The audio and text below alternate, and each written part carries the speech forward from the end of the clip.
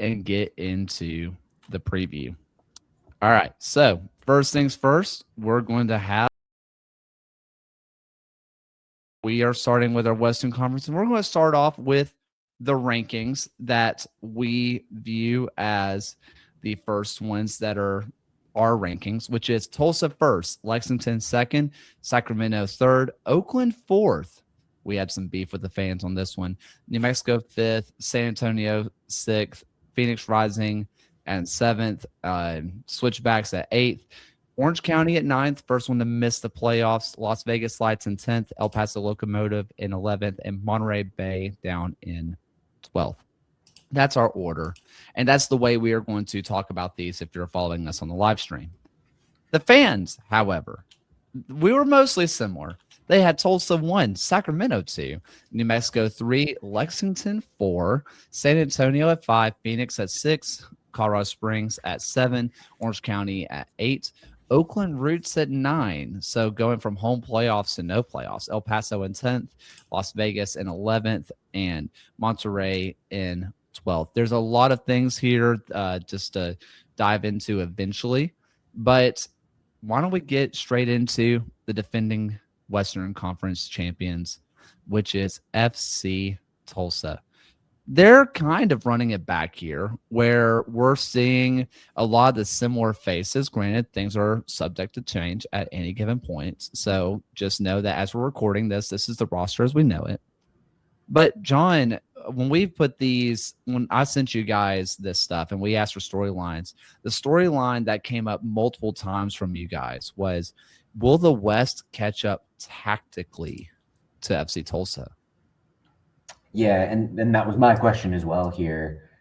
I think people didn't expect this team to be so vertical, so pressureful, really come out with such a significant sense of style last season. And you started to see teams adjust late on in the year. I think about the playoff game against Phoenix Rising, for instance, where that thing was so tightly run against a team in a pretty similar back three. You think about the title game, and it was much the same thing.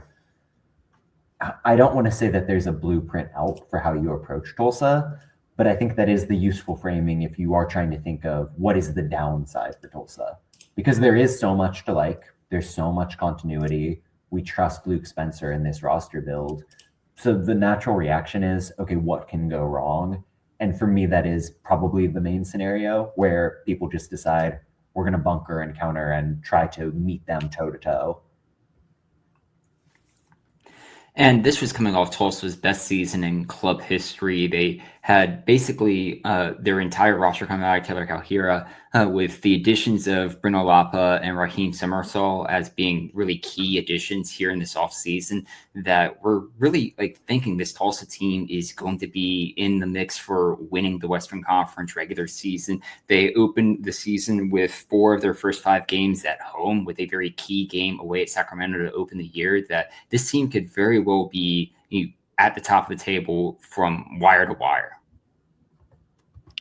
For me, what I'm looking at here is, you want to look up top where you're looking at Lapa, Weber, and Calhira, right?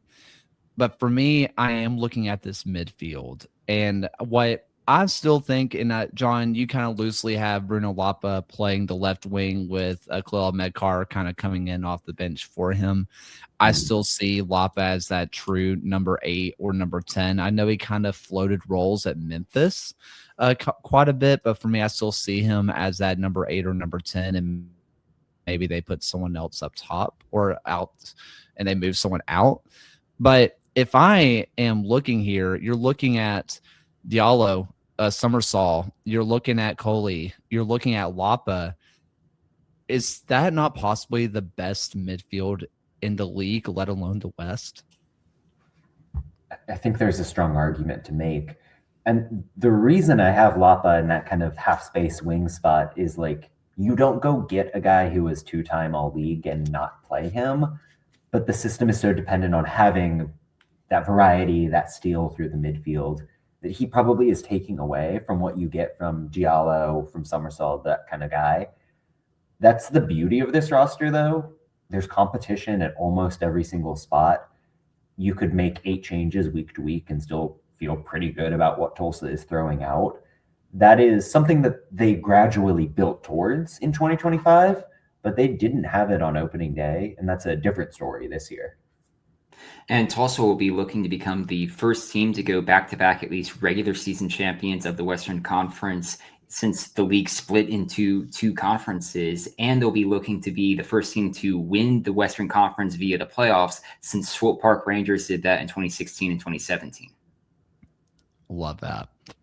So, John, I'm going to ask the question here. I'm looking at this back line, and I'm looking at Batista, Sissoko. I'm looking at Ian.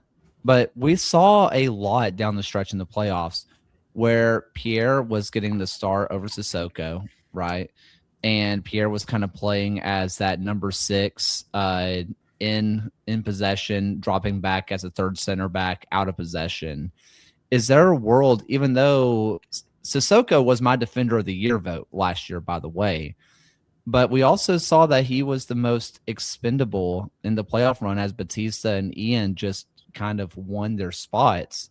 Is there a world where you see them go to that forward to back in possession with Pierre maybe getting that nod at the 6? He feels like the break glass in case of emergency kind of player, where if there's an injury in the back line, Dallas Pierre is going to do the job there. If they need somebody to just be purely defensive minded in the midfield, he can do it.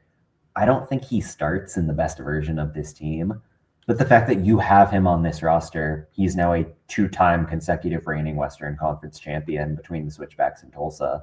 Like that, again, speaks to the depth, even if I don't see him necessarily as a starter. I want to go to a comment that we have in the chat, and it comes from obviously Mario, someone I talked to when we were out there in Tulsa. He's a longtime supporter, and he just mentions Johan over Tambakis, which we have talked about quite a bit on the show, actually, where I don't understand the move here, where Tambakis seems to have moved away from New Mexico. Granted, we don't know if Tambakis chose to move or if New Mexico moved on from him. We don't know those details. But you can't imagine Tambakis leaving to be a number 2 somewhere. He could have gone somewhere to be a number 1. But we talked about it when we were in Tulsa, John. Johan Peñaranda is one of the better goalkeepers in the league when he's healthy, which this kind of makes me question a couple things.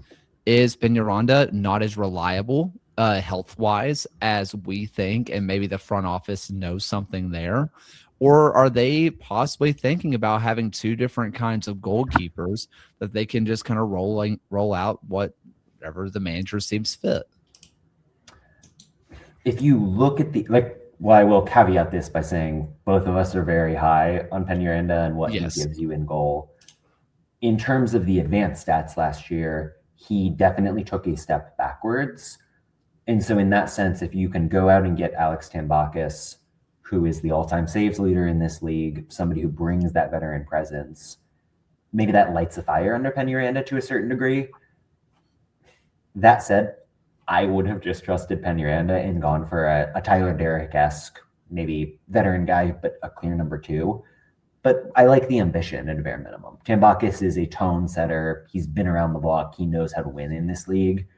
The more talent you have, that's a good thing, especially at a spot like goalkeeper, where if your number 1 goes down, that can be crippling.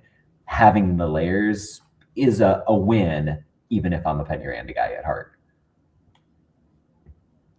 Ryan, when you're looking at this season outlook for FC Tulsa, do you truly see them being what I'll call a wire to wire? They may not actually go wire to wire, but we are calling them preseason favorites. Do you see them as someone who can run the table yet again? Yeah, I think just based off of what they built from last season, Luke Spencer has been an excellent coach for this Tulsa side, that I think everything is lining up for them to have a really good season, that if they're not at minimum hosting a home playoff game, there would have to have been something that had gone wrong, injuries, or as we were saying with the major storyline, the West just catching up tactically to this Tulsa team. But yeah, I mean, pencil them in as one of the top 4 teams at minimum in this Western Conference. Any thoughts on Tulsa before we move on? They're good.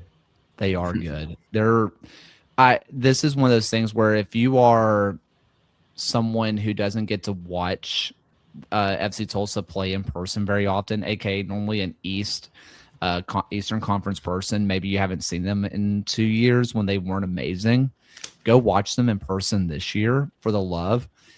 You do not grasp how fast, how quick, how strong, how quick their passing was all year long until you saw it in person.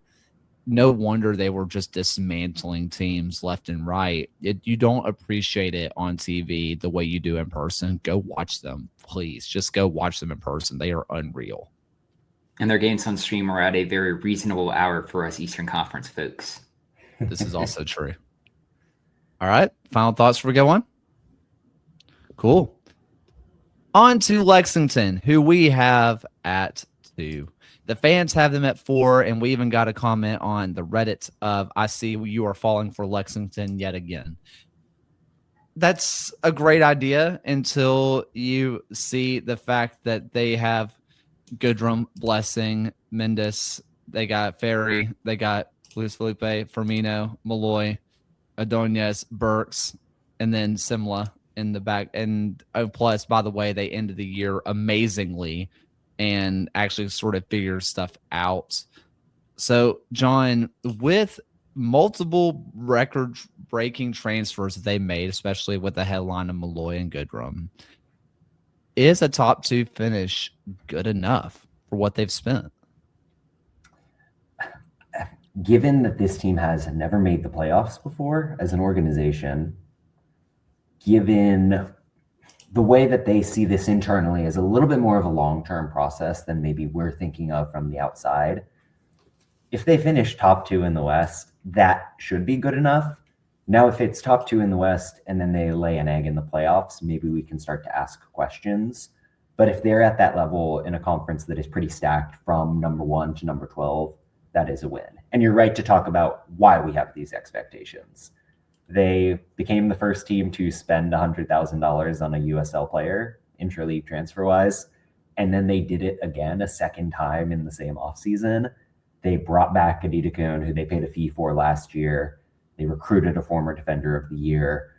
Like, there should be expectations. Last year, they got their feet wet, but it wasn't this level of Galacticos going on. So, yeah, that has to be the expectation. And they'll have basically a really good test to see, is this Lexington team for real to open the season with the Blue Grassico? Like, Philip Goodrum can go up against his former club. And, like, honestly, if we could do USL individual player bets, Philip Goodrum could very well be scoring against his former club in that game. And then they back it up with a game against Sacramento the very following week. Both of these games at home for Lexington that we'll very quickly see kind of early in the season. Is this Lexington team for real?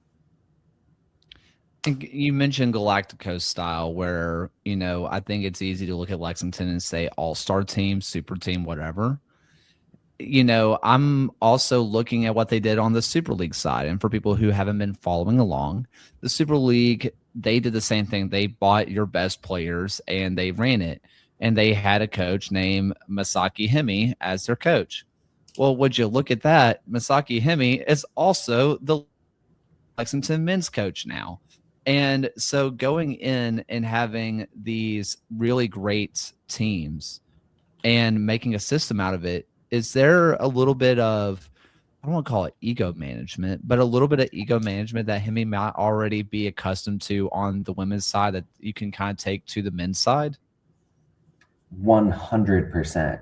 I mean, when you're coming in with this level of player and you have to get them to buy into the system, even if there isn't an ego problem, because a lot of like Aaron Malloy is the nicest dude in the world, yes, but just getting the buy-in from top to bottom is difficult in this short run-up. So if you want to take this level of talent, integrate it into a team that is going to be pretty sophisticated with the way they want to play soccer, you have to have a coach that has shown ability to do that.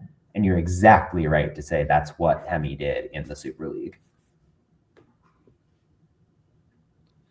Ryan, when you're looking at this squad and the run-up they're going to have into it, how much can we put into travel because they are, well, the most Eastern team. They are more Eastern than some Eastern Conference teams because that all makes a ton of sense. Can we put a lot into travel and maybe why results may not be what you would think from a team that looks this good on paper? Yeah, I absolutely think travel has certainly played a role, and especially considering the fact that we'll have instances this season with Lexington when they'll go like 4 of their 5 games played. I think it's within the month of May and June, will be on the road, and that's just going to be a grind for a lot of these players. And excuse me, especially when you get towards the at least stretch part of the end of the season when a lot of these games will be played on the road when it comes time to start clinching playoff spots, that it eventually is going to wear down on a team and what is going to be arguably the most grueling schedule within the Western Conference, within all of USL Championship. John, when you're looking at how they ended last season, where they kind of they started figuring it out and then a late sputter took them out of the playoffs, can you take any kind of continuity they may have had with that team going into this team, or without Boss being the boss anymore, do you really have to feel like it is a brand new start? I mean, I think if you watch what Lexington did at the end of last season, which was some level of possession out of the back, like a kind of mixed approach in possession, but a decent amount of pressure, a willingness to possess in a back three and then let one of the fullbacks go upfield. That's kind of what Hemi did with the Super League team. So you're not moving miles away tactically. And in that sense, there is something to build off of. You think about returning players like a Hafferty, like a Blaine Ferry. I think Nick Firmino is going to get minutes, Blessing and Adidakun. They know how this system is supposed to be run. That's going to help this team writ large get up to speed more quickly than it would in isolation.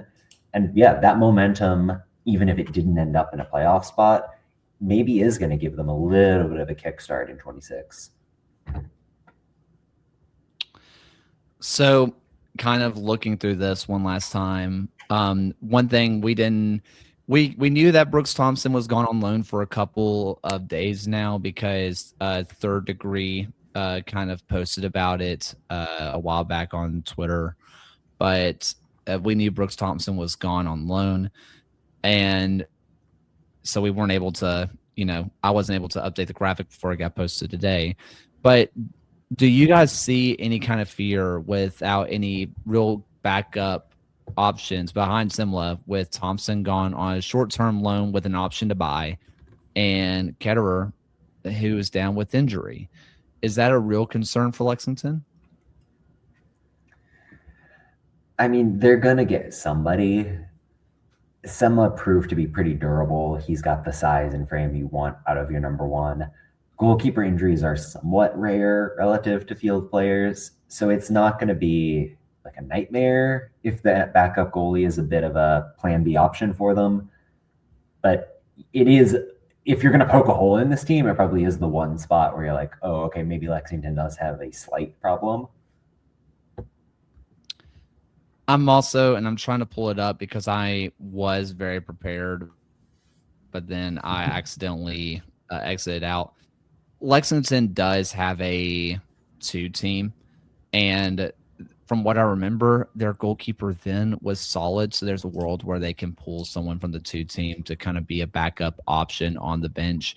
Maybe they can't get in right away just because of, well, maybe they're in college, and I'm trying to pull it up before I completely talk out my tail here, but they also have an academy set up where if you have an inexperienced 2 that at the worst comes on at the very last, during an injury, during a game, that's possible. You could also just say, okay, no big deal. Or if that happens during the week, you can bring in an emergency goalkeeping loan if needed.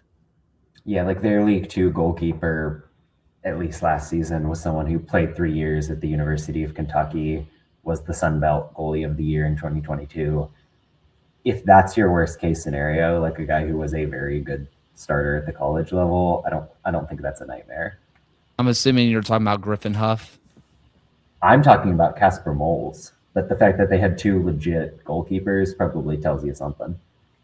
Yeah, Griffin Huff You know what? No, Griffin Huff would not be available because I remember seeing what happened with him. He's actually signed with Chattanooga FC. So you are probably right to be calling out the other one. So because Griffin Huff just got signed professionally. So okay, cool. Anyway, any final thoughts on Lexington before we move on? No, let's go actual out west, where we are California driven. The Sacramento Republic, they come in at number 3, number 2 with the fans. But it's a kind of a new look team for a Neil Collins side, where they have Malongo on the left, Rodriguez on the right, they have Ajago up top, where they have a lot of just kind of changes throughout with a lot of players moving on or retiring. So, John, is this front line, this new look front line, good enough to replace what they lost? It's an interesting conundrum because you look at the players they had last year. Russell Cicerone, Rodrigo Lopez, guys that had been there forever. Corey Bennett, who came in as a midseason addition with a lot of expectations and was good, if not great. And then a Juan Sebastian Herrera even, who could give you the hold-up play. A lot of known quantity players, but maybe not Neil Collins types, right? Like he wants his forwards to be pretty active, pretty pressureful, and just the age of that front line and maybe the size of those strikers relative to speedier, more press-centric types wasn't entirely fit to the way Collins wants to play ball. So in some sense, it felt like a little bit of continuity from what Mark Briggs wanted to do. This is a different story. Malongo is a speed demon. Ajago has all the physical talent in the world. Rodriguez at least has operated in a lot of systems where he's been forced to be an active presser, a good head on his shoulders in terms of positioning in that phase. I think that is going to be the real change in approach we see for this team. So if they can tilt the field that way, create transition moments, and then just do what they do in the final third, that should be a formula to get them over the hump. And that's probably why the fans have them number 2 in the conference. Yeah, and like even if you look back to Neil Collins' time at Tampa Bay in the 2018 season when he got promoted into the job, that was kind of a transition year for the team, but he did improve the Rowdies in the following season for 2019. So I do believe with Neil Collins coming into his second year in charge of Sacramento Republic, this will be a very good Sacramento team on top of what we saw from last season. I do think the key that we're going to have to look into for this Republic team is if you look back through the entire club's history from winning the first time that they were a club in 2014 to the now 13th season that they're playing now, 7 of those years, they didn't advance past the first round of the playoffs, including last season as well. So we know the playoffs are kind of a crapshoot when it gets into, especially down to penalties. So I definitely think this Republic team needs to be looking to get past that first round of this year's Western Conference playoffs. Yeah, John, I kind of want to ask you about this left wing back side, because when we saw Spalding come into Tampa Bay all those years ago under Neil Collins, he looked like he was going to be not just a legit superstar, but a regular starter at the MLS level. It hasn't really worked out, and now you see that we're getting Benitez in what you think is in front of him. What's going to happen with Spalding from that time when he was at Tampa Bay to Sacramento? I think he's still just a very good soccer player. I want to say there's been a little bit of injury problems. To me, it's just the balance that Benitez gives you. We know, is the best overlapping player you've got in the league, probably. What he gives you up the right side is unmatched, but it can't exist in a vacuum. So you've got to kind of rotate Timmer over. You need to make sure you have a sense of security at that end. And that carries over to the left side. You can't have both of those wingbacks completely selling out at all times unless you just leave yourself open to switches in transition. Benitez is better in that phase of play. If we're talking offensive impact, give me Spalding all day. If we're talking about tucking inside to be a setup passer, doing the rotations and the defensive coverage, I think that's what Sacramento sees in his game. But it's a luxury to have both in case of emergency, for sure. And even then, this is another Sacramento team who made the formerly named Jägermeister Cup final as well. That this team is very much capable of competing across multiple competitions entering this season. I also wonder how a normal offseason is going to do Sacramento, because the transition from Briggs to Collins, I mean, do you guys remember the transition of Collins coming to the U.S., where his former club in Scotland was basically like, we don't want him to go, but he's basically crying in the club, and we kind of have to force him to go over here. Like, things are not going well. Like, talk about a tumultuous way to end your past career, and then coming into Sacramento, not necessarily late, but before maybe business could get done, and other clubs had kind of gotten some business done. Just a normal offseason for the Republic may do them just a load of wonders. No, and that's kind of what I was getting at with the rebalance of Collins is just here from the jump. He knows where he wants to take this team after one full season. The formula makes sense. And I do want to shout out in that sense what we got from you and in the comments about Pep Casas. The more I've seen about him and thought about the balance in this midfield, I think he might start over Crisostomo next to Blake Willie. He was so impressive in Huntsville, so impressive in Inter Miami too before that. Kind of diminutive, but really powerful on the ball, good passer, good defensive interventions. Just that little bit of everything powerhouse through the middle. Someone to watch as a breakout player for sure. Any kind of final thoughts here? All right. The Oakland Roots. The fans hate them. We love them. Were we bought out by the Roots? Maybe. That's what happens when your admin's nice to us. I can and will be bought. But also, we do love this roster, and we love Ryan Martin. And the major storyline here is, will Ryan Martin's tactics, his tactical identity, travel west of the Mississippi? Yeah, and I kind of spotlight that as my theme here, if only because the West tends to be a little bit faster paced, a little bit more physical in a way that runs contrary to what we saw from Martin and Loudon. And I don't have any doubt that he's going to be able to successfully implement the tactical system writ large. How that fits in the West is a different question. But you look at the talent on paper, right? McCabe in that midfield is a holdover. Velo doing what he does as this roving forward. That's consistent. You add in Danny Trejo on that wing doing the Apicora things. Peter Wilson fresh off a golden boot. It's what we saw with Loudon, but with even better offensive upside and just 10 out of 10 all USL level finishers in the best case scenario. It's very exciting if they can hold up the end of the bargain, given the physicality and the tempo of the West.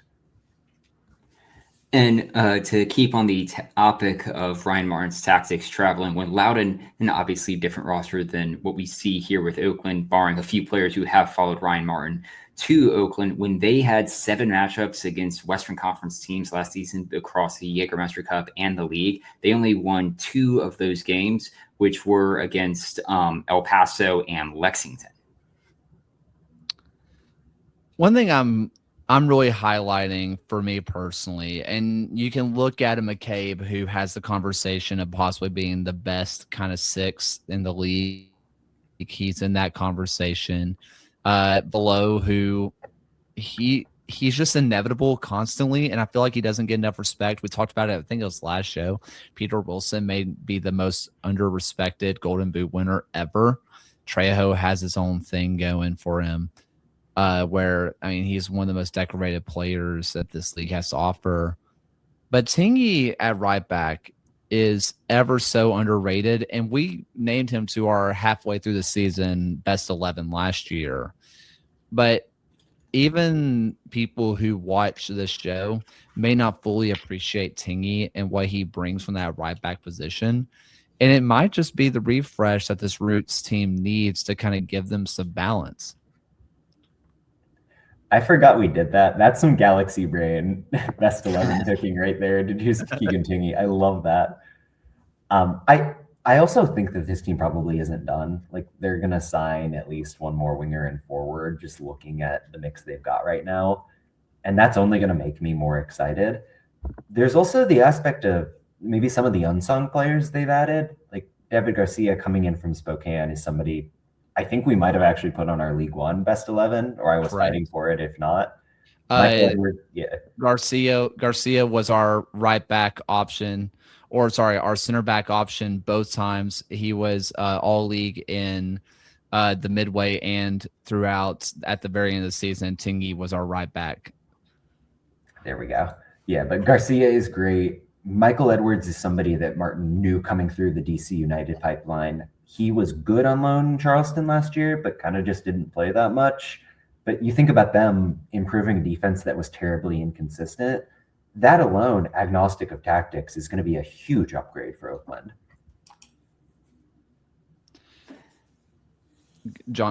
Sorry, Ryan, you have some? Yeah, and I also think Oakland's schedule is going to kind of help them here as well. They have a very interesting grudge match against Ryan Martin's old team on May 2nd with Loudoun, and then they play Pittsburgh. But outside of that, the other 4 teams that they play in the Eastern Conference as well all missed the playoffs from last season, which at least bodes well for this Oakland team to really kind of bank on those points from these cross-conference matchups. Something that I feel like also just kind of needs to be pointed out here, one thing we talked about with Loudoun was that they were a younger team. They grew up together, and that was just kind of their identity because they were a 2 team. And you get some of those younger guys coming over, but then you get these proven players, and you could even say a Trejo. But I think it's personally really cool that you still get a Nabil Hackshaw, who's planning to start at center back with them, where there was a while where it's like he's going to retire any day now. Like he just seems to have lost it. But he has looked revitalized in the last year where you're pretty excited about what you see out of Hackshaw personally. That having that kind of experience in your back line, I think is going to do wonders for this Oakland team. I do think he may end up behind Edwards or Garcia. But again, like if he's your third center back in a 2-man grouping, that is a boon. He's been everywhere across this league. He's played as a 6. He's won games. That level of experience and a little bit of continuity for Oakland is a big deal. Like Trejo and Wilson are still kind of new to this whole vibe. There aren't a lot of real culture guys for Oakland, and Hackshaw can be that in a way that I think matters a lot. We also get the question of how do you guys think McIntosh can improve this year? I think one thing we saw under Benny Villauber was their back line was real. And one key part of that was Gagi was just an absolute menace once he kind of came in. I think with McIntosh, one thing that you want to see for me, his footwork's great. I mean, seriously, if you watch him in warm-ups, his footwork's awesome. His shot stopping is good, but not elite. He's not your Paul Blanchett where he's just going to sit back there and just absorb shots. You want to see what McIntosh can do with his feet a little bit. He's not a Koke Vegas, but also Ryan Martin's not going to ask him to be Koke Vegas. You might not even ask him to be a Hugo Faru. But I do think McIntosh's style fits more of a Faru than a Paul Blanchett, which I think we'll see him take a natural step up with Ryan Martin as opposed to a Gavin or a Phil Lauber. Yep, 100%. Any final thoughts on Oakland? Okay. New Mexico.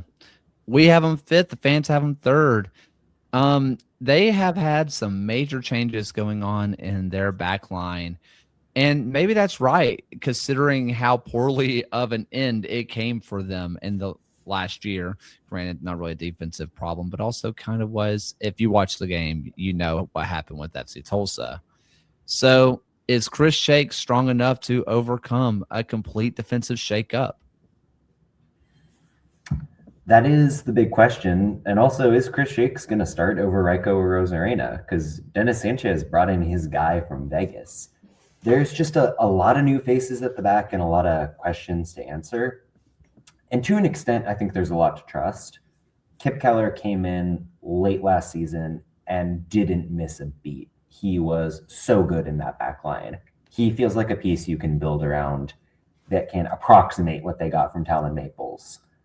We saw Malik Howell really struggle in 2025, but when he was in the Dennis Sanchez system with Las Vegas, knockout, great player, somebody that I thought could maybe move up the pyramid a little bit.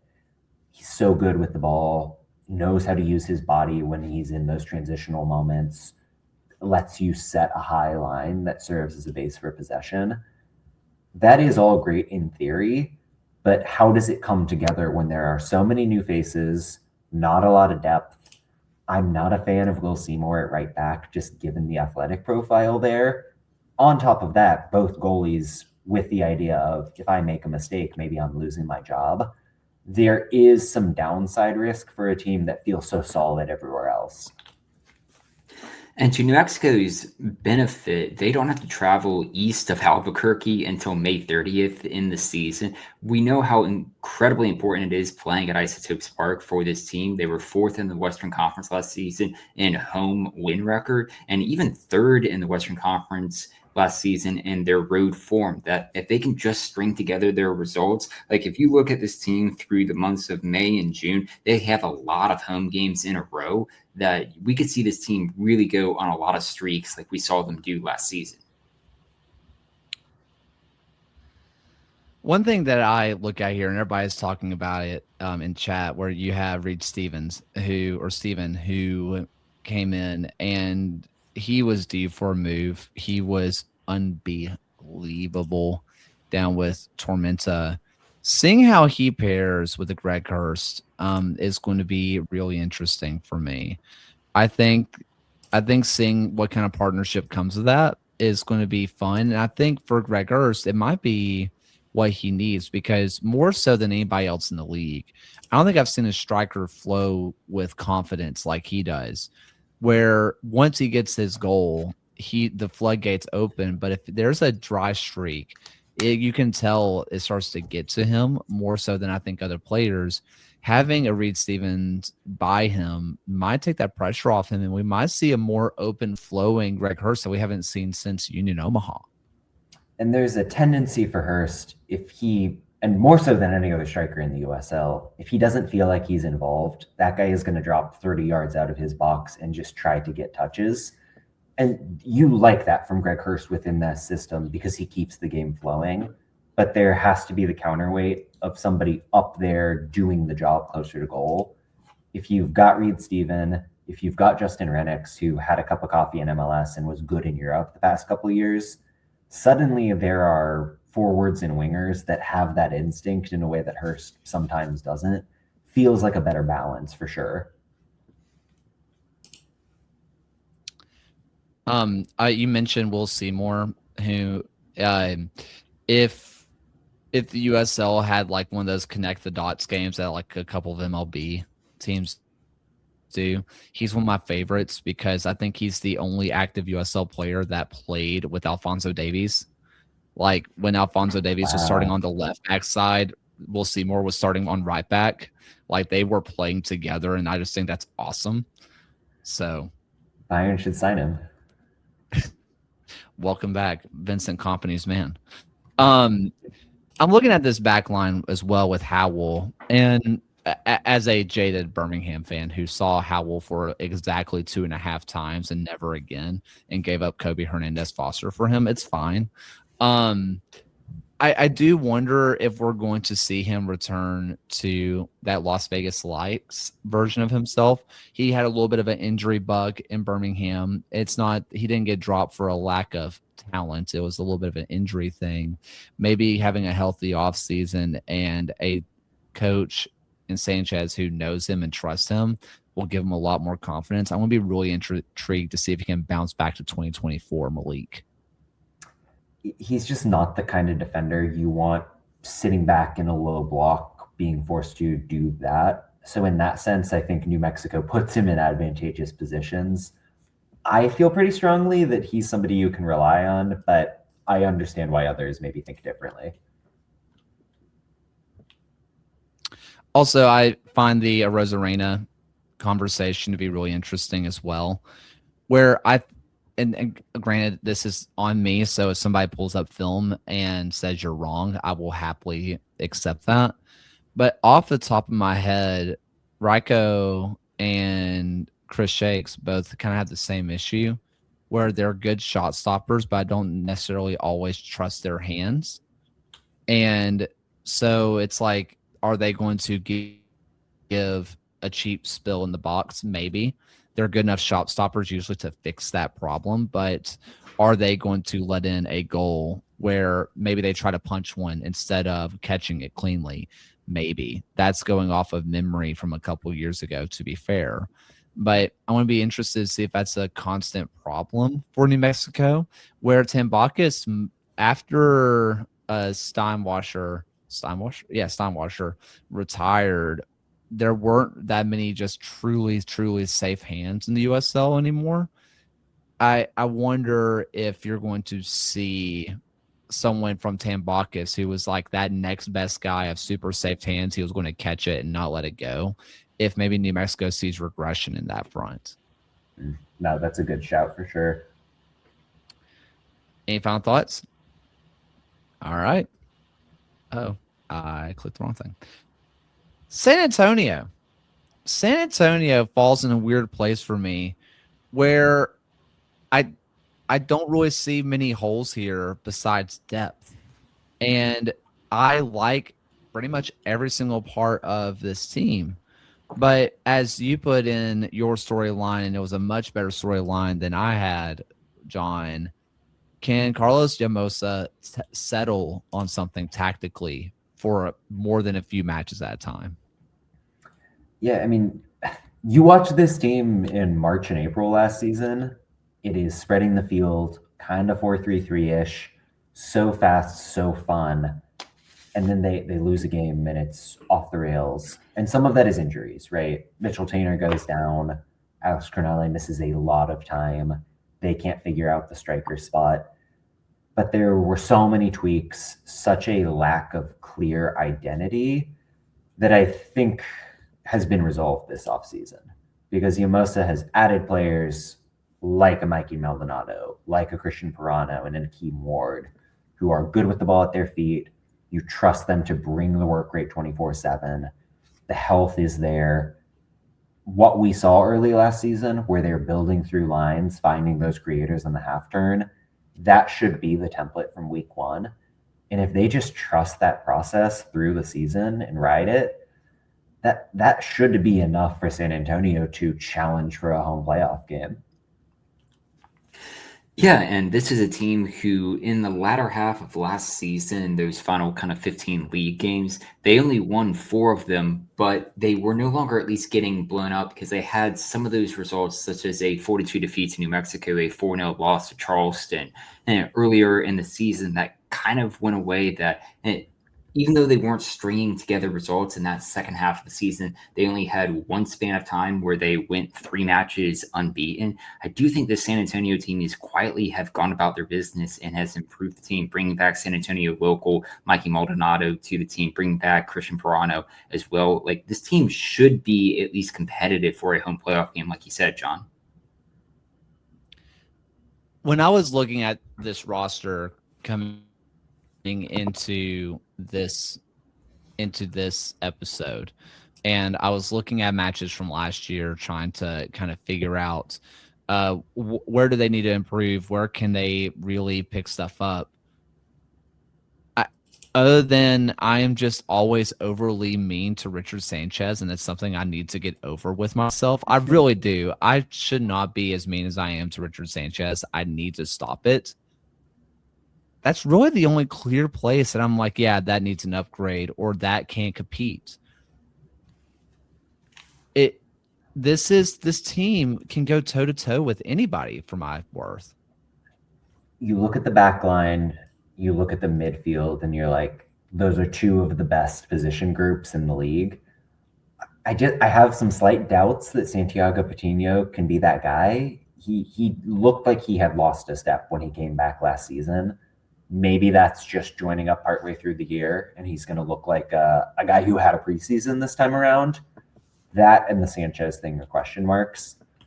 I also think the composition of this roster is going to tempt Carlos Llamosa to be unnecessarily clever. They've got 5 center backs. They've just added Barbier and Santiago Suarez, who are comfortable in a back 3. That doesn't feel like the way that this team should be oriented. Like, the more defenders they've got on the pitch, the less chance they have at controlling the midfield, when that is so obviously the strength of what this squad should be. I also find it very interesting with Tainter, Crognale, and specifically, I'm going to look at Suarez. And I'm just mentioning Suarez because I watched him last year in Birmingham, right? He's who I do know the best. All 3 of them are very good with the ball at their feet. Like, really good with the ball at their feet, can pick out a good pass, can break lines if needed. Where Tainter is really good at sitting back and defending if you want, but it kind of feels like if you're just telling him just to sit back there, defend, and do nothing else, it feels like you're not getting the most out of Mitchell Tainter. Where if you are playing those 3, you kind of have 3 of the same guys on the pitch for my worth, where I'm not really sure what you have there defensively or just kind of tactically going on. And Suarez is in on loan from MLS. They're going to expect him to play. If not, he'll get recalled. And maybe that's what San Antonio is banking on, is like, hey, he's going to be back up. If someone goes down, he'll just start and it'll be fine. And if we don't play him, we have 2 others. But even so, it just feels like a confusing move for them.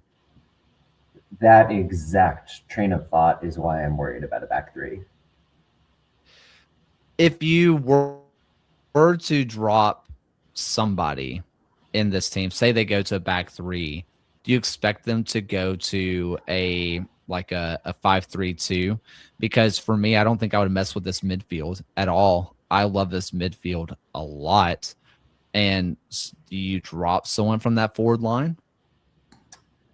I think you probably kind of do the 3-box-3, quote unquote, where it's Nicky Hernandez, Maldonado, and then you've got Jorge Hernandez and Pirano kind of floating together in the middle, let the wingbacks overlap over them, which isn't bad in theory. Like, I like that a lot.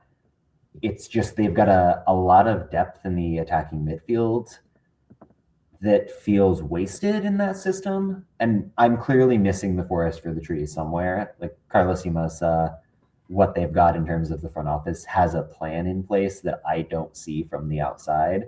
But I don't hate it. It just feels like not the right way to build this roster right now. Another comment here. Emil Cuecho also joining the team. He's coming back to San Antonio, so we'll see how that slots in. It's not the same Emil Cuecho from a few years ago, but it's still fantastic depth to have around. He's probably cooked in terms of his legs, but I love the reunion. Can I tell you something unfair about Cuecho, and then we'll move on? Please. I can watch him do so many just amazing things, but his lasting memory for me is the Panenka. Every time you mention Cuecho, I'm like, Panenka. It's kind of the most insane thing that's ever happened. So, any final thoughts on San Antonio? All right. Phoenix Rising. Hey, Pamaduka had this team playing last year. John, he had you ready to run through a brick wall. Same thing with this team. Unfortunately, they did not lead to people wanting to score the ball. Unless it was like the 99th minute, then they always found an equalizer somehow. But it was never from a forward. Can Phoenix fix their finishing woes this season? The thing about Phoenix, I was digging into some of these numbers over the weekend. I think they led the league in conversion rate. They actually finished really well. They just were terrible at creating chances. And that's an important distinction. Now, what's fascinating is they haven't really added more creators. They are buying into this argument that the players we've acquired are just going to create more space in the final third. That'll happen in a few ways. Some of it is just the speed you're getting with Darius Johnson, getting a full season of Kelvin Arase, two of the best one-on-one dribblers, transition threats you've got. Carvajal and Studenhoft, maybe not proven at the championship level, but they are the kinds of number 9s that are constantly on the back shoulder of the defense, pushing you back and creating that room for Hope Abievo to do his thing. It's the full season of Flores after they've got him on loan again. It's Luke Biasi, who, from what I understand, is going to be a fullback in this team. The idea is we're going to spread the field, buy more space, and be able to really take over games and create. Now, that is the best case scenario if all of those things come good. I have doubts about the wings. I have doubts about the forwards. There is kind of minimal depth beyond Abievu creatively. That said, the fact that there is the clarity of vision means something to my eyes. And this was a team last year who only got shut out 6 times in the regular season, but they only kept 5 clean sheets on the year. So they were, at least by all accounts, the entertainers of the conference, where if you watched any of their games, they were really fun to watch. They had that 4-4 draw with El Paso, the 3-3 draw with Oakland, El Paso, and Birmingham as well. So this is at least a team who has an entertaining stretch to them. It's just, can they convert this into results? This, in terms of their club history, was their second lowest scoring season since 2020 on record. I'm really fascinated by Luke Biasi as a fullback. That just feels like a waste in bringing in Luke Biasi. Like, especially if you are saying Colin Smith is the guy we trust and as a right back, as a wing back option, I feel like that's just underutilizing the talent that you have. I guess the idea of, okay, we're just going to trust the guys to create more is Hope Abievu. You're saying, okay, we're actually going to play him as a 10 this year and not as a false 9 or as a striker this year. So the guy that we want to create is going to be able to create. And maybe that's the idea. But even so, I'm a little confused on the roster build. When they moved to that back 3 at the very end of last season, and I think it was only like a 5-game sample, but they were giving up 0.6 XG per game. Hope was maximized as a number 9 in a lot of ways with what he could do creatively. I am somewhat surprised, and especially with Biasi coming in, given what he did defensively for Pittsburgh as a center back, it makes a lot of sense to go back to the back 3. I know I just criticized San Antonio for the lack of clear vision with what they're trying to do in their identity. Phoenix feels like a team where they know what they want to be, but that plan B of leaning into the defense, Abievu, false 9, and a 3-4-3, there is such appeal to that if things go wrong. It's going to be fascinating to see if they get off to a slow start, what will that look like? And John, like to end off that regular season from last year, of those 5 clean sheets that Phoenix kept, 3 of them were in those final 3 games of the season. Wow. And also kind of looking at what's kind of going on here, Gomez is a player that's an up-and-coming player. He's someone that everybody is going to be circling, saying, what can he be? He's an exciting prospect. But that also means losing a guy like JP Sears, where you want him standing over the ball on a free kick. You want him to be able to create in the midfield when possible. Again, just another fascinating decision that Palmaka is going to have to make. From the Phoenix media folks who were at their friendly against Vegas over the weekend, high reviews for Skiers, who started next to Morsu in the pivot. I think there is going to be some genuine competition there because that staff, for good reason, is enamored with what JP Skiers gives them. And now I want to feel really bad. Chituru, that's the part I know I got. Oduns? I think you pronounced the E, so I think it would be like Udunse, but close enough. Udunse? Charlotte. Yes. I mean, good with the ball at his feet. He's a fantastic shot stopper. Also, 6'7", like ridiculous. I'm very interested to see what happens there. He is on loan from Charlotte. How are they going to handle him and Rakowski, who he has a pedigree for a reason. He is a good player, but for my taste, seemingly past it. I wouldn't be shocked if Odunse ends up getting the nod throughout the season. And Pop Madukan also has the history that he was also in Charlotte as well, so he's very familiar with Odunse as well. Any final thoughts here? I think this team has a lot of upside, but it's too easy to see the scenario where they're mediocre again. Like, if Phoenix got a top 3 seed, I wouldn't be shocked, but the median outcome is far lower than that. If we end up in the same place we got last year where Colin Smith was playing center back because like everybody was dead, yes, I see that world happening again, but I also see the world where they just come out gangbusters and are finishing top 4 with ease. So they are a high ceiling, disastrously low floor team. All right. Colorado Switchbacks. They end up getting our final home playoff spot, where I'm going to be completely honest with the people. They were tied in our rankings when you did the math on it. They were tied with Orange County.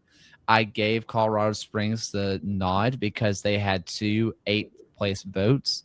Meanwhile, Orange County's math, they went from, I think it was 7, 8, and 10. So it worked out, and one other number that I don't remember off the top of my head. Either way, the math worked out. Either way, Colorado Springs was consistently ranked 8th amongst us. Meanwhile, Orange County had a little bit of a wider spread. So flip, just kind of know that it was close. However, the fans ranked them 7th. And you can kind of see why. You look across this team, you like what you see. You see Kyle Vassell, he is back. You haven't seen him since San Diego Loyal, but he was an absolute menace back then. Corey Bennett, who we talked about earlier, makes his way over. And there's a lot of players from that championship team who are here, and they're kind of running it back. They're probably moving on from Herrera with Colin Shuttler up top or in the back now. But is moving on from Chambers to McCann, who was this assistant coach. Was that enough of a change to kickstart this team? Yeah, I mean, it is the big question, because McCann comes from the same coaching tree as pretty much everyone that has managed this club. Like, it is the Brendan Burke DNA, same lineage as Hogan and Chambers.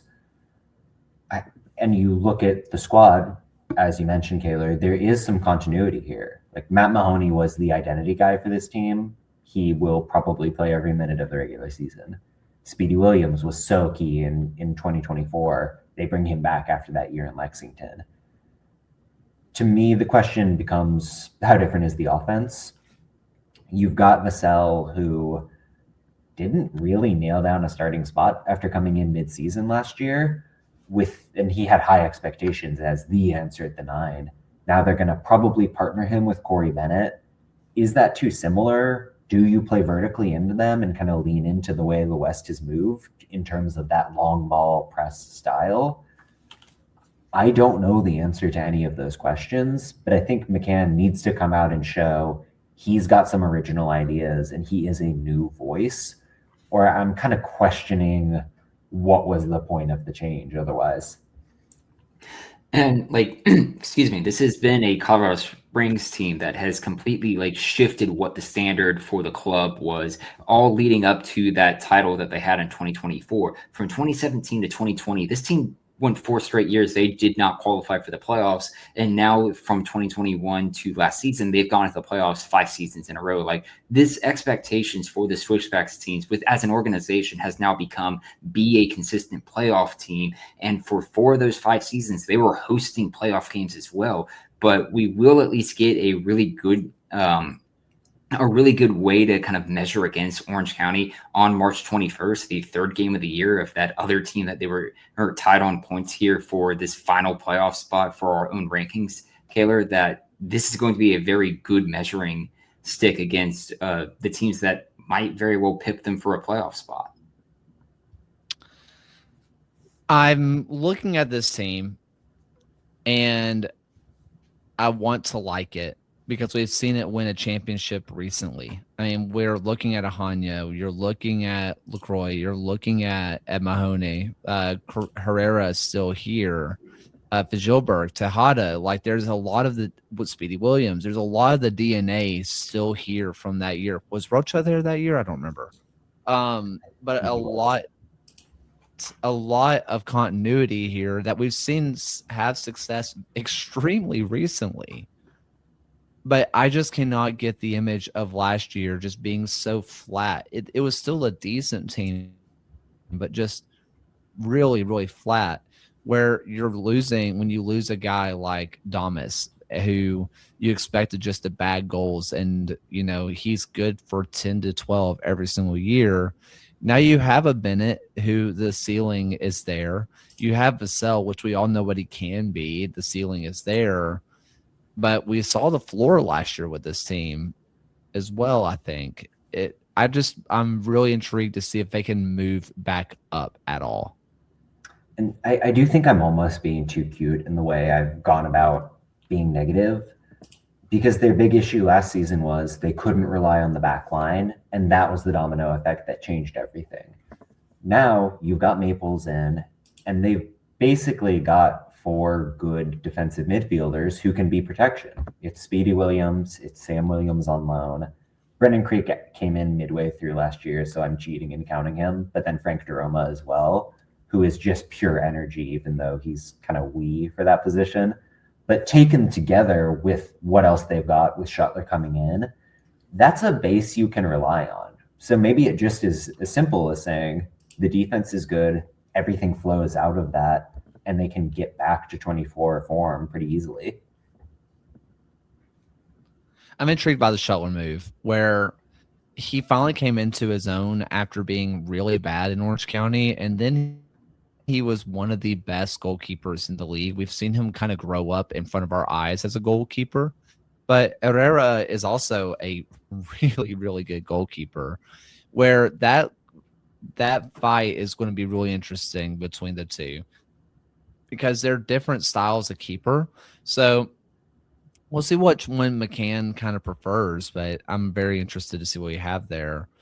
John, is there a world where, let's say, Vassell or Corey Bennett doesn't work out exactly? I'm not saying that they get released throughout the season, but maybe it's not working as well as you could. Is there a world we see like a Juan Tejada kind of come in and act as a number 10, and we kind of see a 4-2-3-1 emerge with this team? So I was watching Spokane Zephyr this weekend, and they're doing this thing where they're going like 4-1-4-1, where they tend to play pretty direct and long out of the back.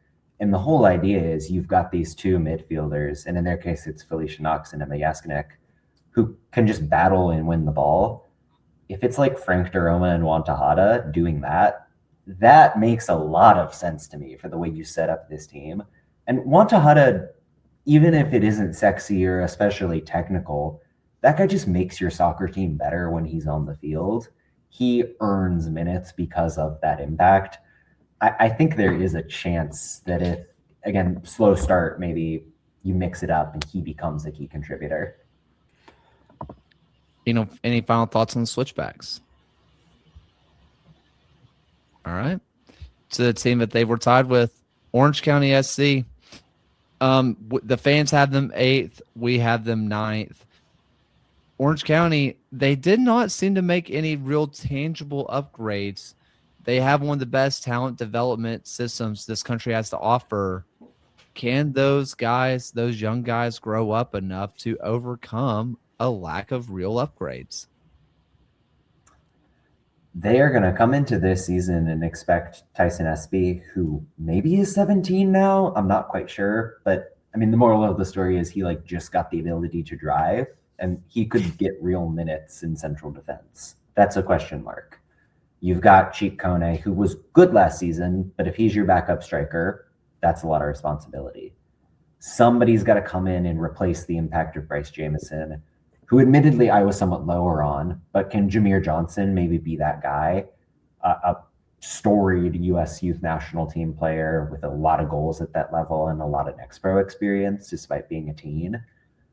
Nicolas Ciota, even at right back, who I think is going to have some real minutes as well, given the lack of depth there. And Orange County, I don't think we should doubt them. Like, those young guys always tend to be good, but there really hasn't been a lot that is obviously improving the level elsewhere. And I think that's what's fascinating here.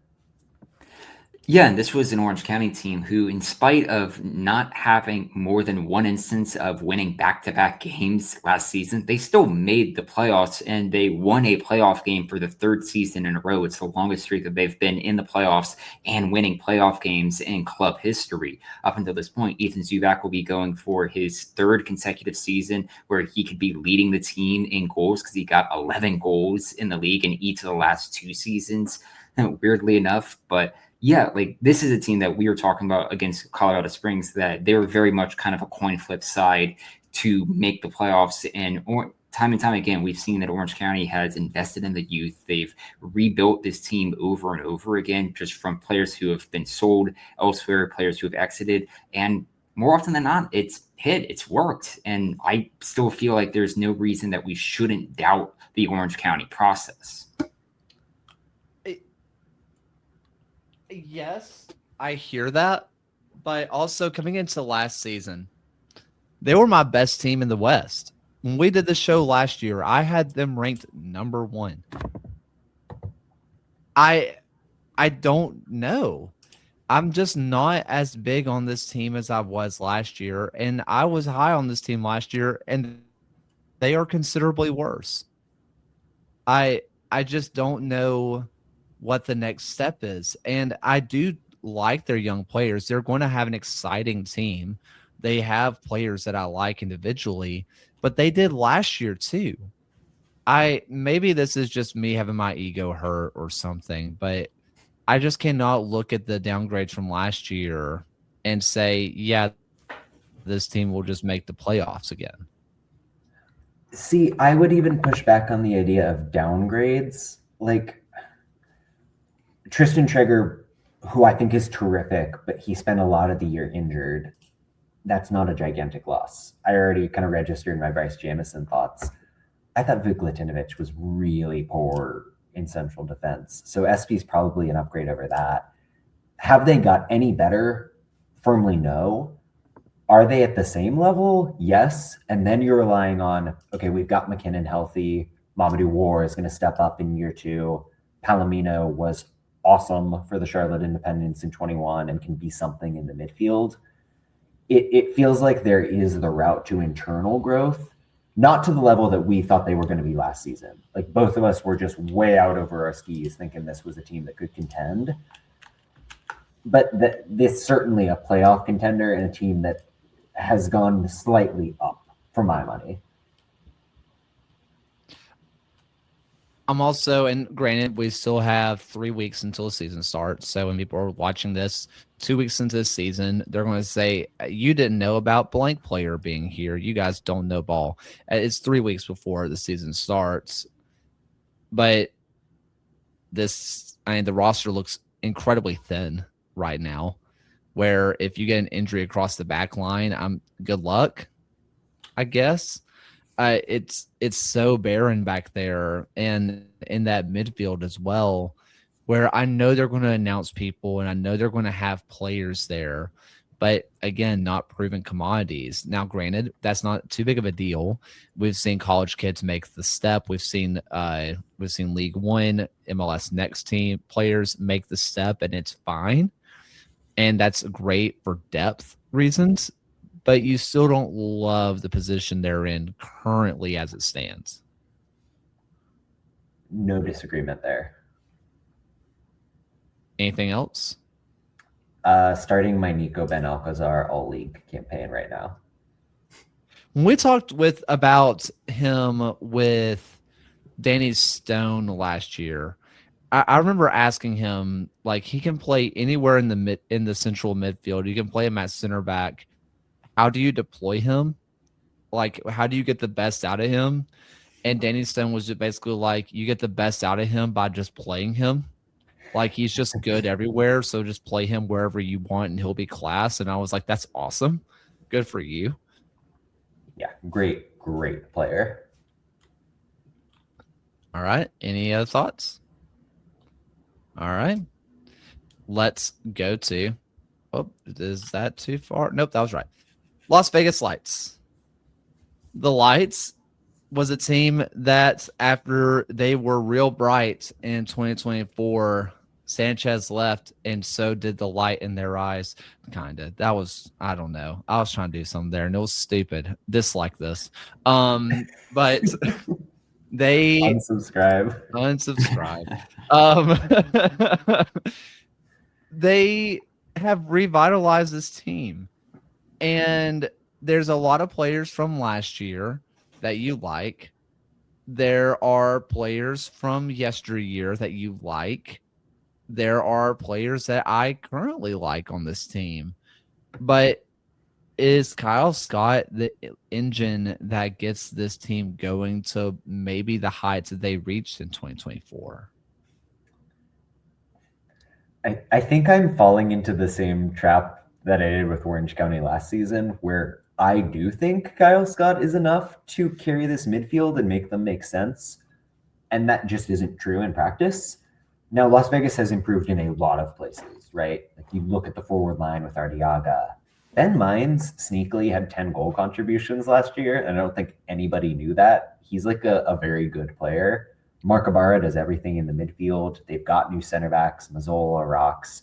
So it's not just Kyle Scott, but it is so obvious that he has to be the guy in the midfield who is setting things up, pulling strings, even in set pieces, setting the table for that.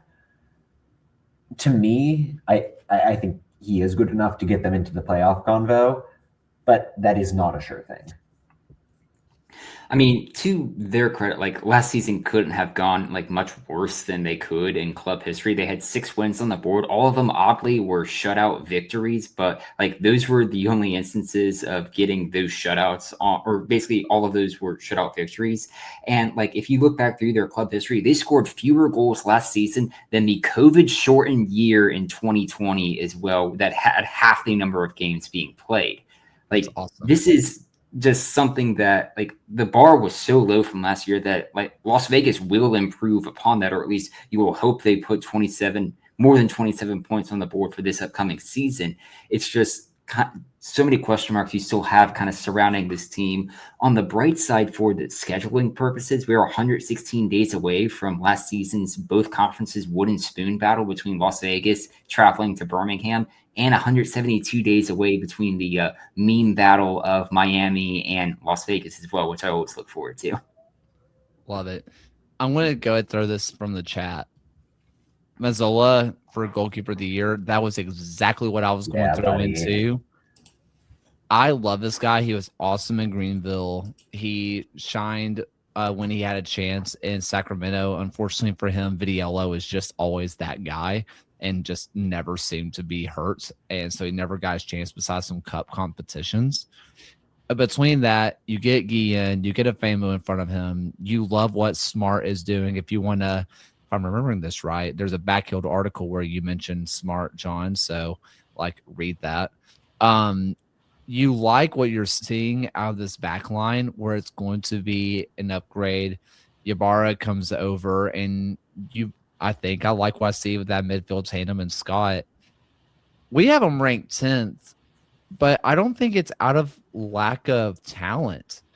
Genuinely, I'm looking at this team, and I remember ranking them higher than Orange County, but it's not for a lack of talent. It's just this league has gotten so good at this point where they are not at the same level as the San Antonio, as Lexington, obviously, in my eyes, Oakland, but they're not far off. The gap is not as insurmountable as it used to be.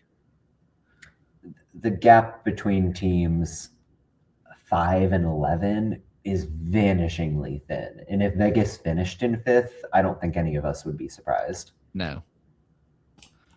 I mean, there was only 13 points that separated Phoenix in 5th and Las Vegas in 12th. That's like, you switch a handful of results here and there, and that very quickly changes. Do we think that Johnny Rodriguez becomes Johnny Rodriguez from Oakland ever again? I think we're going to learn quite quickly if that's the case. The thing about those Oakland teams is that they were very cross-centric and constantly teeing him up with service. The way that Devin Rensing wants to play, obviously coming from years at the hip of Ben Pierman, it's a little bit more patient, trying to work through the channels, find the pockets, and be controlled in the way you enter the box. I don't know if that's necessarily Rodriguez's thing. That's not to say he can't be a 10-goal guy within that system. I think that's obviously his level. But there's a little bit of something to prove for him after a very disappointing debut season there. Also, I think because he's kind of fallen off the depth chart just a little bit, players like Knight, who apparently, full name Knight Pickering, but apparently he just likes to go by Knight from what I've been told. Anyway, a former U.S. Youth national team player, if he gets starting again, he's probably going to be called right back up. He has the potential to be all league and just blow everybody out of the water. Definitely someone to circle over on that left-hand side. I think there's a decent chance, just given what they're going to want out of that position, that he could end up starting. Any final thoughts on Las Vegas? All right. El Paso Locomotive. Unfortunately, our good friend Phil could not be here. But to talk about this, however, seriously, Loco always records, and they do a great job over there. But is the attacking firepower they have great enough to overcome what could be the worst back line in the USL Championship?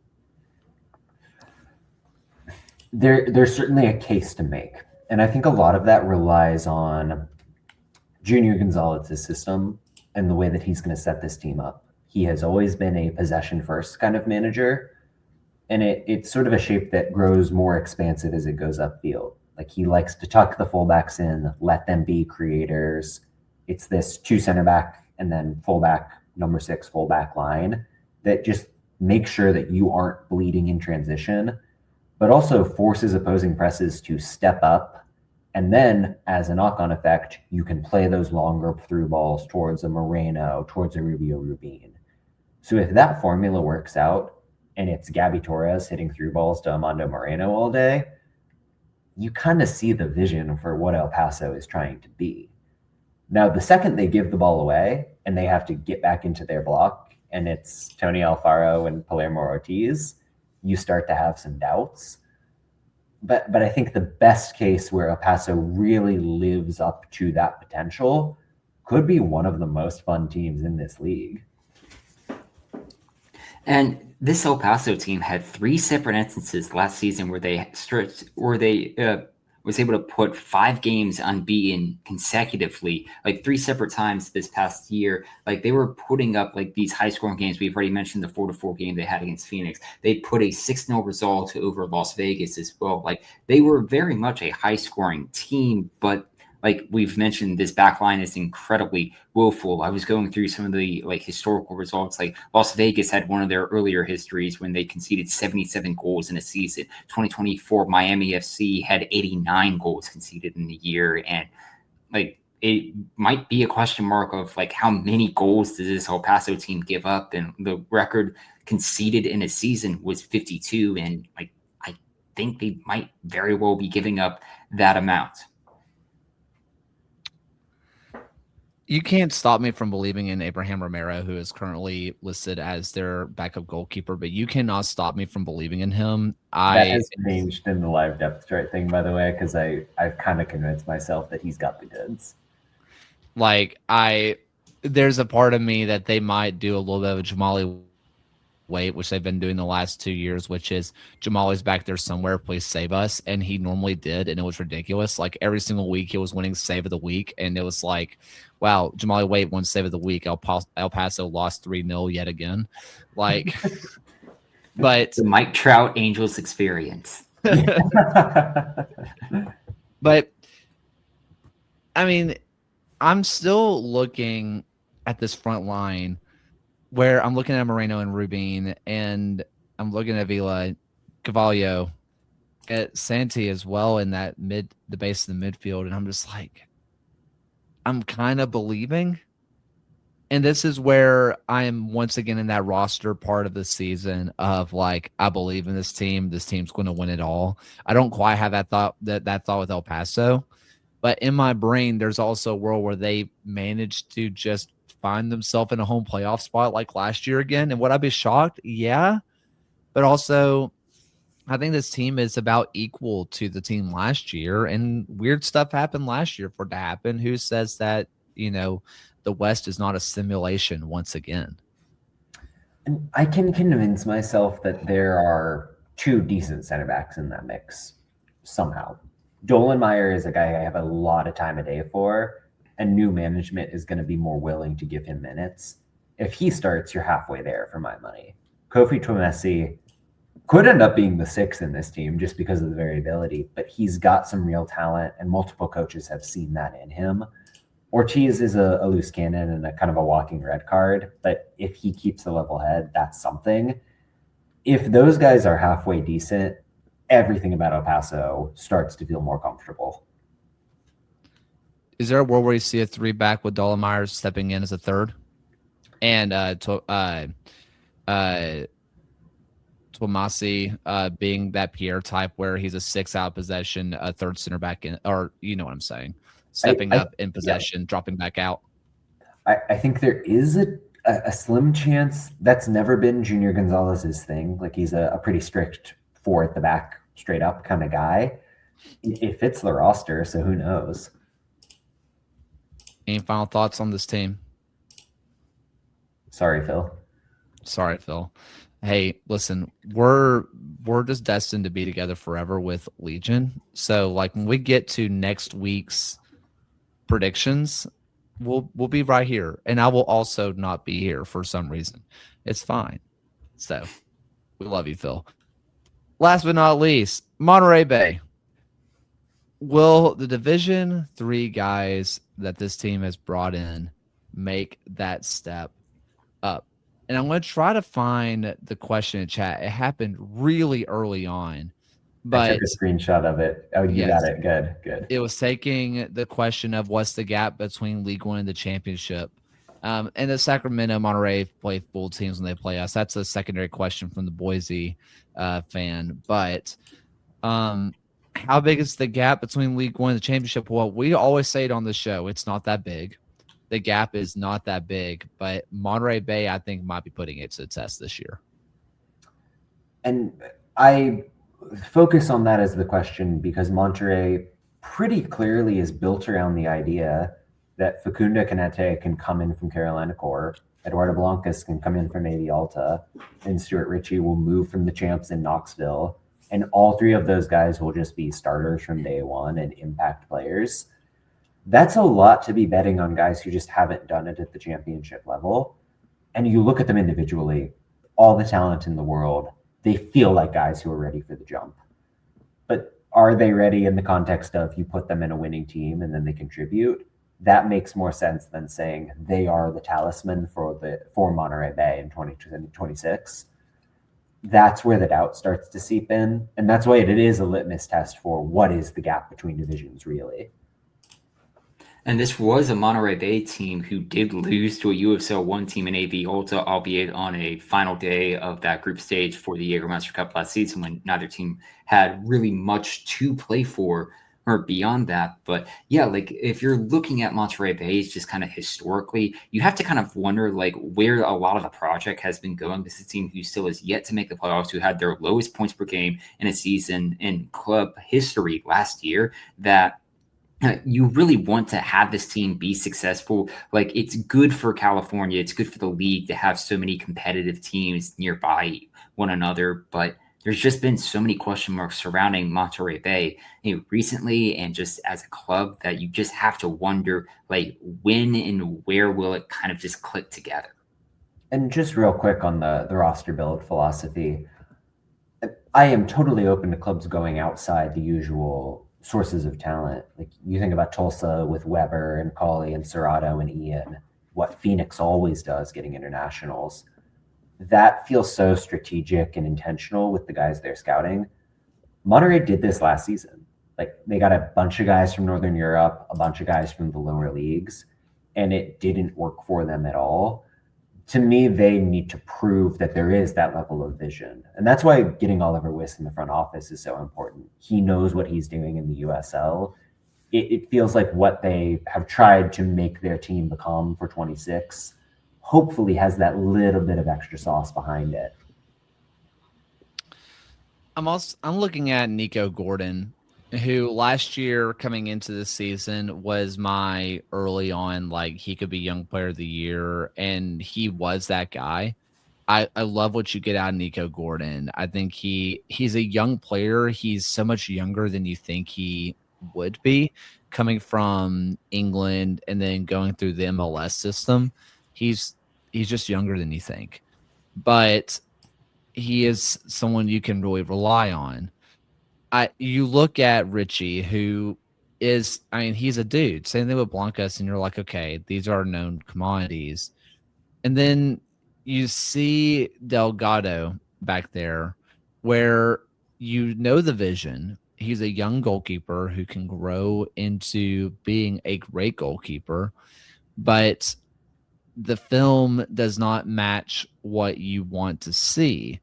You want to see your goalkeeper being, well, frankly, a Nico Campuzano, who this team lost to Pittsburgh, where he's going to stand on his head. He's going to make saves and make saves and make saves. It's not really Delgado's thing. Delgado can make saves when needed, but you want him to be building up possession, holding onto the ball, maybe making one of those line-splitting passes, and that's what you might want from this team. And going forward, but defensively, do they have enough about them to keep them into matches? I'm not fully convinced of it. Farnsworth feels like a big get. There were a lot of questions when you were just kind of penciling in Kelsey Egwu, who is gigantic and athletic and toolsy, but maybe not that effective yet at this stage in his career. Whereas Farnsworth has done the job for years in the RSL system, can play left back, can play center back. Gives you a little bit of comfort next to Gordon, who I really do trust. Joel Garcia was fine last season. That's all right. But yeah, it's going to be a lot contingent on Delgado proving he can be a number one in this league. And this was a team who only put 3 clean sheets on the board last season and were shut out 14 times in the league. Monterey Bay also has this thing where the last 2 years they've just done something insane. Like last year, they were kind of beating everybody because Nico Campuzano just refused to let in goals and was just standing on his head. The year before that, was it Traeger, and who else did they have out there? Was formerly at Pittsburgh, and I'm blanking on his name. Basically, they just could not stop scoring. If the ball was on target, it was just going in. Was it Valesky? Maybe. I know Valesky was there, but it was a winger from Pittsburgh. Oh, Chase Boone. Yes, thank you. No, that's not it. Oh my gosh. Anyway, he did score bucket loads at one point in any event. Yes, but yes. But basically, they just could not stop scoring the entire time, and they were like, if the ball was on target, we just scored. And then halfway through the season, that they were like, we are who they thought they were, and they just stopped scoring altogether. Same thing with Nico Campuzano. He proved that he was indeed human. So if Monterey Bay could just be consistent, that would be great for an entire year. Alex Dixon. Thank you, Ryan. Boone went to Pittsburgh. That's my... Yes. Yeah. But yeah, that's... If I could just ask Monterey Bay just to be consistent throughout the year and not do these like insane starts where they're just doing the most outlier thing of all time, that'd be awesome. If anything, I want sorry, go ahead, John. No, mine was more of a joke. Well, I was just gonna say, Jordan Stewart is weird for me because this team has been bad the entire time he's managed there, and yet I genuinely think he's done a very good coaching job, and a lot of this has just been out of his control. If anything, even though they are currently last in the Western Conference rankings, they are first in my heart with Kelpie as the best mascot in possibly the league, and I just want Kelpie to be happy. Kelpie scares me. I feel Just that. straight up. Dead eyes. That's why we should put him in a good mood. I guess so. All right. That's the teams. That's everybody. Just kind of final rundown. Tulsa in first, Lexington in second, Sacramento in third, Oakland in fourth. That's the big conversation here. New Mexico in fifth, San Antonio in sixth, Phoenix in seventh, Colorado Springs in eighth. Just missing the playoffs was Orange County in ninth. They got Las Vegas in 10th, Locomotive in 11th, and Monterey Bay in 12th. I put the wooden spoon. We didn't actually say if they were going to win the league wooden spoon or not. I just kind of figured that'd be the best way to tell everybody that they did indeed finish last in our rankings.